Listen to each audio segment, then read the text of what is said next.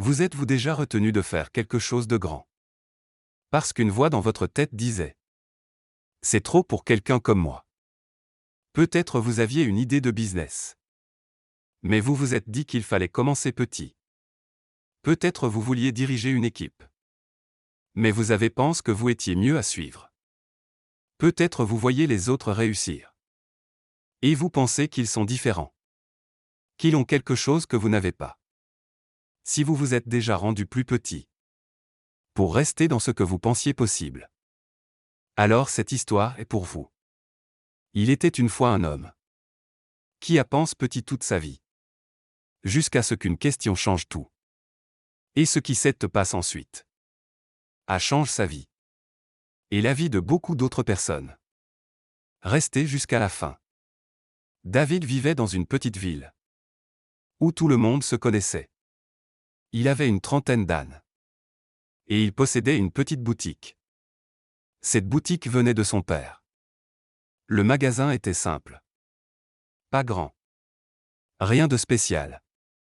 David était à l'aise avec ça. Son père lui disait: sois réaliste. Ne vise pas trop haut. Une petite entreprise stable est meilleure qu'un grand rêve risque. David a cru à ça toute sa vie. Quand les clients parlaient d'agrandir, il souriait et disait: je suis content comme ça. Quand sa femme Sarah lui montrait des histoires de succès, il secouait la tête. Il pensait: ces gens sont différents. Ils ont de l'argent. Ils ont des relations. Ils ne sont pas comme moi. Mais le soir, quand le magasin était ferme, David regardait le terrain vide à côté. Il était grand. Très grand. Il imaginait quelque chose de plus grand.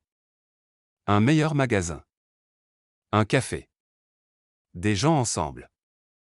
Puis la voix revenait: tu ne peux pas. Tu gérais à peine ce petit magasin. Alors il rentrait chez lui. Et oubliait le rêve. Sarah voyait ce que David ne voyait pas. Elle voyait un homme capable. Travailleur. Gentil avec les gens. Un soir elle dit: et si on essayait? David répondit: pourquoi risquer ce que nous avons? Mais petit et stable était en train de le détruire. Il ne pensait pas petit parce qu'il était réaliste. Il pensait petit parce qu'il avait peur. Puis tout a changé. Un grand supermarché a ouvert près de chez lui. Les clients sont partis.